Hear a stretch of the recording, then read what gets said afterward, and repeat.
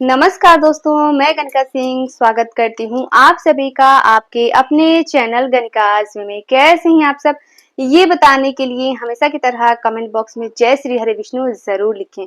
चलिए दोस्तों, आज इस वीडियो में हम जानेंगे 2025 में आश्विन माह की शुक्ल पक्ष एकादशी कब है, तिथि कब से प्रारंभ हो रही है, कब समाप्त हो रही है, पारण का शुभ मुहूर्त क्या रहेगा और इस दिन पे आश्विन माह की शुक्ल पक्ष की एकादशी पे विशेष कुछ दान होते हैं जो मैं आज आपको इस वीडियो में बताऊंगी।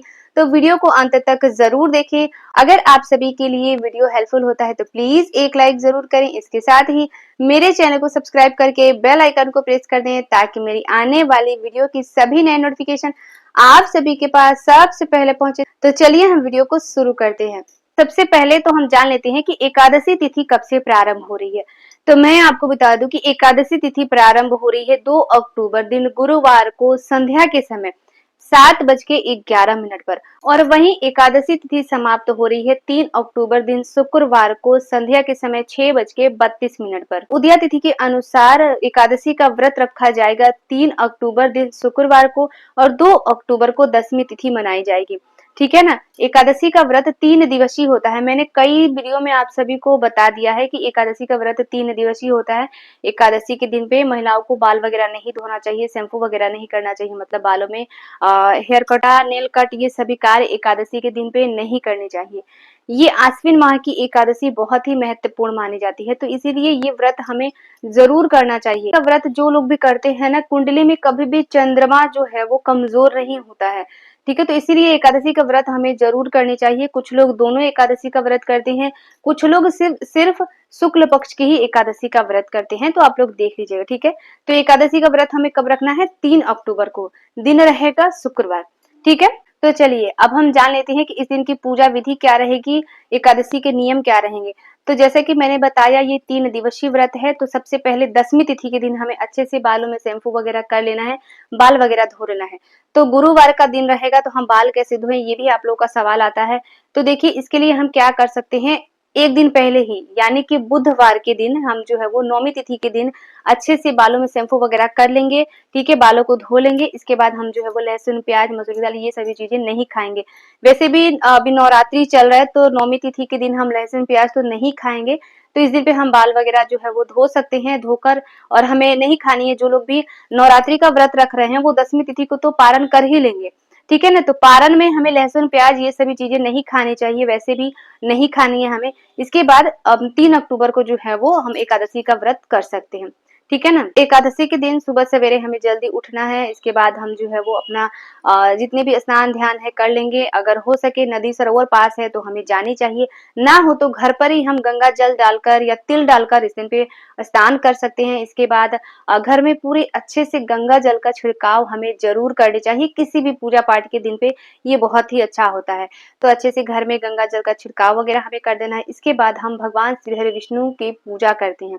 पूजा के लिए चाहे तो हम अलग से चौकी लगा सकते, नहीं तो हम प्रतिदिन जिस पर पूजा करते हैं मंदिर घर में, वहीं पर हम जो है भगवान की जो भी प्रतिमा हो, फोटो, मूर्ति कुछ भी हो, वहीं पर हमें पूजा करनी चाहिए। ठीक है, पीले रंग का वस्त्र इस दिन हमें धारण करना चाहिए और भगवान का आसन भी जो है वो पीले रंग का ही होना चाहिए। भगवान को हम वस्त्र स्वरूप जो भी भेंट करते हैं वो भी हमें पीले रंग का ही भेंट करना चाहिए। ठीक है, क्योंकि ना भगवान श्री हरि विष्णु को पीला रंग अत्यंत ही प्रिय है, तो इसीलिए पीले रंग का हमें विशेष जो है वो प्रयोग करना चाहिए एकादशी के दिन पे, चाहे गुरुवार के व्रत के दिन पे।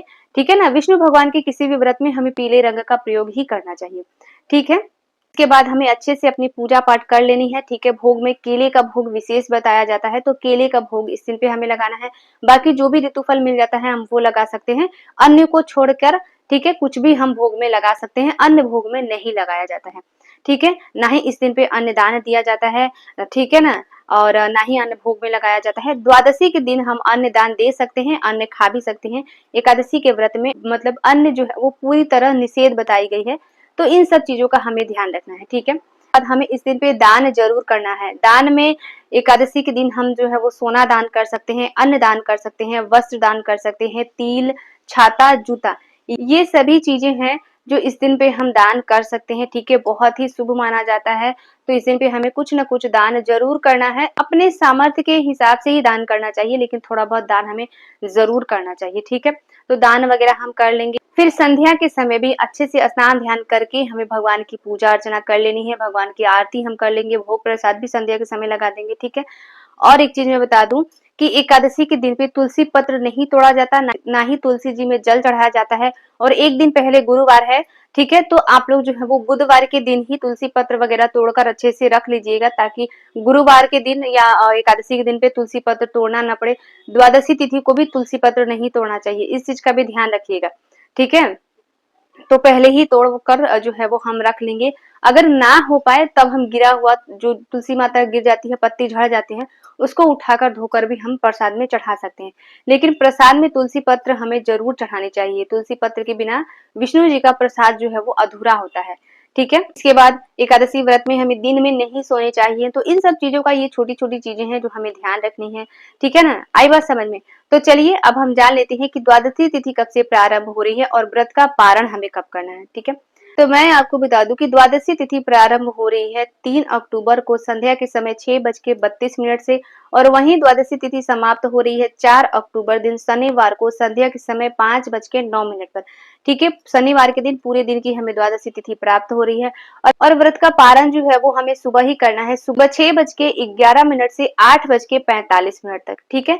ये शुभ मुहूर्त है पारण करने का, तो शुभ मुहूर्त का ध्यान रखते हुए हमें व्रत का पारण कर लेना है, क्योंकि एकादशी के व्रत में शुभ मुहूर्त का विशेष ही ध्यान रखा जाता है। और पूजा के लिए शुभ मुहूर्त में अगर बता दूं तो पूजा के लिए जितनी जल्दी हम पूजा कर सके उतना ही हमारे लिए अच्छा होता है। तो सुबह सवेरे हमें जल्दी ही पूजा कर लेनी है, पूरे दिन की एकादशी हमें प्राप्त हो रही है। तो द्वादशी के दिन भी सुबह सवेरे हमें जल्दी उठ के स्नान ध्यान करके भगवान की विधिवत पूजा अर्चना करके, इसके बाद गौ माता के लिए कुछ न कुछ निकाल के, कुछ न कुछ हमें दान करके, उसके बाद ही हमें अपने व्रत का पारण करना चाहिए, ठीक है। सारी बातें क्लियर हो गई। तो आशा करती हूँ आज का वीडियो आप लोगों के लिए बहुत ही हेल्पफुल होगा। वीडियो अगर हेल्पफुल होता है तो प्लीज एक लाइक जरूर करें, इसके साथ ही मेरे चैनल को सब्सक्राइब करके बेल आइकन को प्रेस कर दें, ताकि मेरी आने वाली वीडियो की सभी नए नोटिफिकेशन आप सभी के पास सबसे पहले पहुंचे। तो मिलती हूँ मैं आप सभी से फिर एक नए वीडियो में, तब तक के लिए नमस्कार।